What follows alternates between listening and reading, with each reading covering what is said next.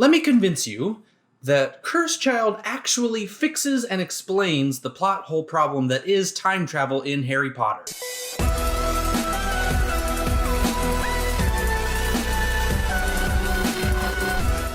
Happy Tuesday, Potterheads! Today we are talking about Chapter 21 of Harry Potter and the Prisoner of Azkaban, and as terrified as I have been to do it, I have finally got an explanation for how time travel works in the Harry Potter universe. If you don't know what chapter I'm talking about exactly, feel free to pause the video right now and go ahead and read the recap in the description below. And if this is your first book club video, well, this one's gonna be a doozy, but might as well start off with the hardest one yet, right? Anyway, if you are new, thank you for joining us. You can subscribe by clicking the red button below and make sure you turn on the notification bell so you don't miss a single episode. And if you want to catch up with all of the book clubs that we've done so far, just click that card in the top left right there. And spoiler warning, this video will contain parts where I discuss the events and happenings of Harry Potter and the Cursed Child. So if you haven't read it yet, or you don't want to know what happens in Cursed Child, go ahead and stop watching right now. Okay, I gotta psych myself up for this one. Woo! I can do this. I can do this. Let's talk about how time travel works in the Harry Potter universe. First, let's go over some of the relevant and establishing information that we have from the series. In Prisoner of Azkaban, we see Harry and Hermione travel back in time, and we hear from both Hermione and Dumbledore that it's actually an incredibly dangerous thing to do. So it makes a lot of sense that the Ministry gave that power to a 13-year-old, albeit an incredibly responsible and trustworthy 13-year-old who does eventually become Minister of Magic. Like I said before, Cursed Child will enter into this discussion in multiple ways. Dumbledore first stresses the importance of Harry and Hermione going unseen, and then later we hear from Hermione that wizards who travel back in time and meddle with events that happen can cause terrible damage, sometimes even killing their past or future selves and thereby completely destroying the semblance of logic within this universe. Pottermore backs up this information with J.K. Rowling's brief writings on time travel in the series. The short article states that time travel has its limits. As it stands, according to Ministry standards, the longest period that may be relived without the possibility of serious harm to the traveler or to time itself is around 5 hours. It even fascinatingly provides an explanation of the mechanisms of a time turn. As it states, the Ministry has been able to encase single-hour reversal charms which are unstable and benefit from containment in small enchanted hourglasses that may be worn around a witch or wizard's neck and revolved according to the number of hours the user wishes to relive. I know I've read this before, but it's striking me this time that a time turner is basically a charm trapped inside of a bottle. Like, what? How? The article goes on to talk about Eloise Mintumble, who experimented by traveling back in time from 1899 to 1402, where she got trapped for 5 days. The Ministry retrieved her from the past, but because of the time she'd spent there, upon return to 1899, her body had aged 500 years and she died shortly thereafter. Not only that, but the things she did in the past caused 25 people in 1899 to just vanish because they had been unborn. And I don't know about you guys, but this is where my brain starts to hurt. And trust me, the brain hurt is only gonna get worse. The last point the article makes about long-distance time travel is if you go back too far, time itself gets disturbed. Because of Eloise Mintumble's breach of the laws of time, the Tuesday after she came back lasted 2.5 full days, and the Thursday after that zoomed by in only 4 hours. Typical J.K. Rowling tomfoolery, but to wrap up that part of it, as Professor Saul Croker says, just as the human mind cannot comprehend time, so it cannot comprehend the damage that will ensue if we presume to tamper with its law. Now that we've got kind of our establishing information, let's do a quick recap of where we are. So we know that the only legal time travel is within a span of 5 hours, and the only legal time turners are property of the Ministry. We do know that it is possible to travel back in time further than 5 hours, but it causes serious damage. And we've seen that that damage can happen to both space and time. So let's start by explaining how time travel works just here in Prisoner of Azkaban, within the legal limits set by the Ministry. The kind of time travel we see Harry and Hermione using here in this chapter can be referred to as a single timeline theory of travel. You'll also see other people online calling it things like a single loop, casual loop, etc. And referring to it as a loop becomes really helpful because if you think about it like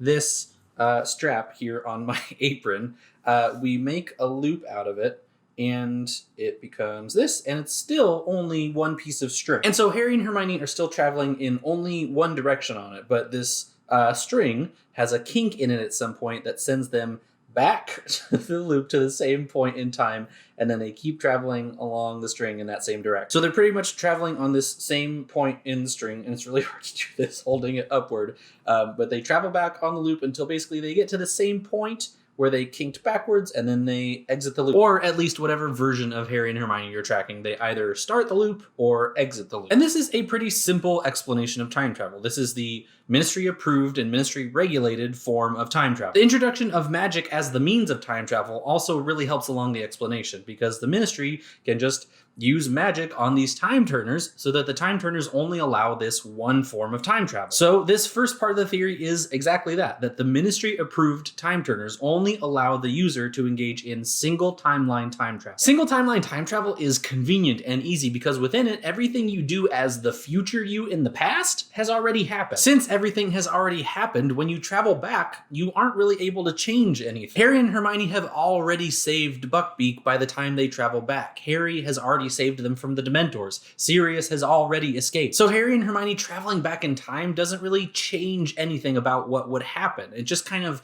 ensures that everything does happen. With legal single timeline time travel, there is no timeline in which Buckbeak died or Sirius was kissed by dementors. There is no timeline in which the kids prove that Peter was still alive. It's just all fixed. Because you've traveled along this same piece of string as future you or past you, you cannot change anything. And that's why it's legal. We get back to Saul Croker's quote from earlier to make sense of this. Because our minds cannot comprehend time in the way that it actually is, we view it in a linear fashion, even though it really is more like the Doctor Who way of describing it, kind of like a ball of wibbly-wobbly, timey-wimey stuff. Now, you're probably thinking, but Kev, what about how Hermione says you can go back and kill your past self or your future self? And what about Cursed Child? I'm pretty sure none of you were thinking, what about Cursed Child, right? So, last spoiler warning right here, click away right now.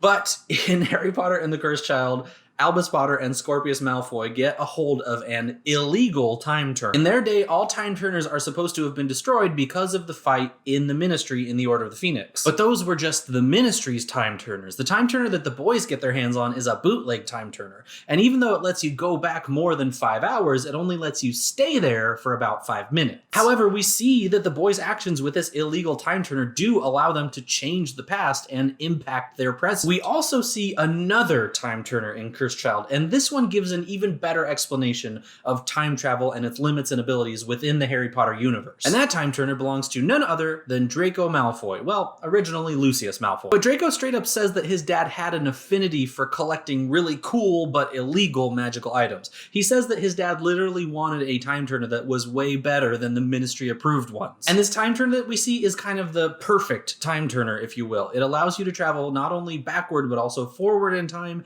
and it lets you stay as long as you want, or at least more than 5 minutes. But this time turner and the other illegal time turner are clearly a different kind of time travel. This type of time travel is more the Doctor Who type, the wibbly-wobbly, timey-wimey stuff. Or to be a skosh more academic with it, you could call this dynamic timeline time travel. It would be unhelpful to think of this as a loop this time, because in this case you aren't just traveling back and then reliving everything at the same exact rate. With dynamic timeline time travel, you travel back and then travel forward to where you came from. So that's partially why you're able to change things with dynamic timeline time travel. You aren't just hitting rewind and then hitting play again and watching it play at normal speed. You are taking yourself up and out of the time wobble and placing yourself somewhere else that you never were before and that you didn't belong. Remember, time travel is a jumbled mess and is constantly changing in this scenario. Essentially, with this form of magical time travel, you're taking a piece of the wobble ball and putting it somewhere else. And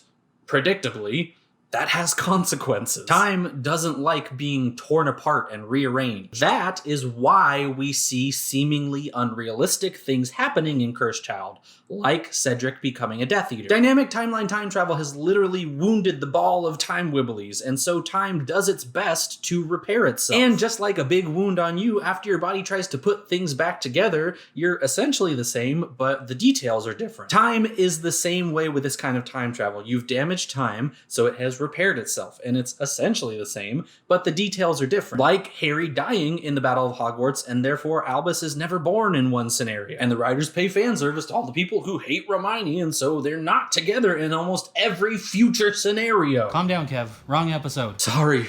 You know how I get. But like in Cursed Child, it gets to a point where you've changed so many things that you just keep on going back and back, farther and back, over and over again to try to fix what you've changed. And the more damage you do to time, the harder it gets. Eventually, our heroes do figure it out and are able to fix everything, even their troubled relationships. But we see that if you do too much damage, like Eloise Mintumble, time really fights back. And that's why the Ministry made it illegal to travel back in time more than 5 hours. The Ministry had done tons of testing on the limits of time travel. My theory is that time is stable enough to be kind of messed with during that approximate 5-hour time span, and only if you travel backwards and not also travel forward. Instead of wounding time, you just kind of given it a small scratch, not even broken the skin. But if you go beyond those 5 hours and if you do too much damage, time notices and steps in and repairs itself. And of course, time doesn't give a shit about your opinion of its repairs. Time couldn't care less that your actions brought about Voldemort Day. So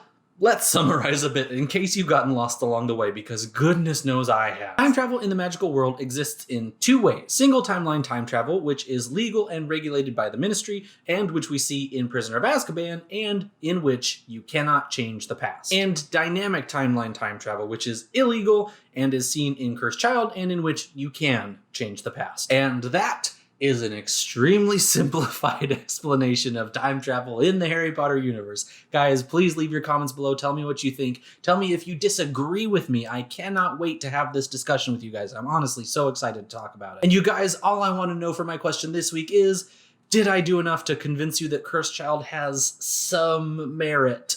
Maybe after watching this video, at least give it a reread and see if you make any of the same connections that I did. And as a theater person myself, I just feel the need to say, please, please, please remember that plays are not meant to be read. They are meant to be seen. So if you do a reread of Cursed Child, please just be aware that you're getting about 1/10 of the intended experience from it. So try to withhold a little bit of judgment if you can.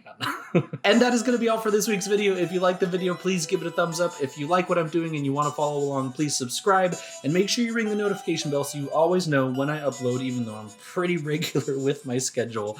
And share this video with everyone you know. If you really love being a part of this community, there are ways that you can support me in the description and on screen via my Patreon and my merchandise. Here are some other videos if you like this one, and your assignment for next week is to read chapter 22, the final chapter. It's called Owlpost again, so make sure you guys read that by next Tuesday, and until then, happy reading, Nox!